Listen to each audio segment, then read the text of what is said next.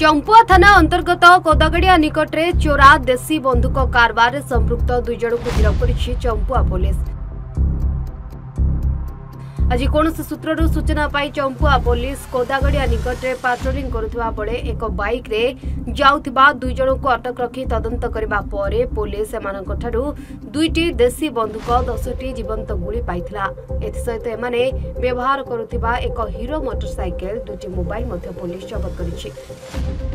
गिरफ 2 जन झारखंड गिरिडीह जिला कुंदरवाधर खलिद अंसारी और जगन्नाथपुर थाना बरला ग्रामर कमलाकांत महांत बोली जना पड़ी।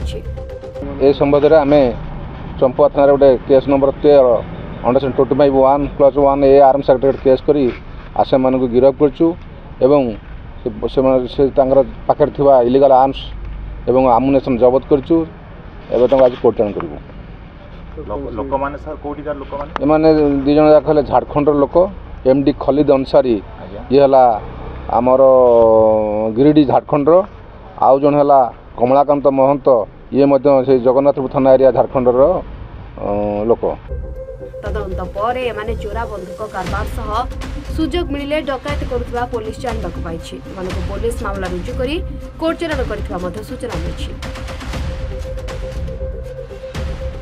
पुलिस चंपुआ रंजन प्रधान रिपोर्ट सूचना 24/7।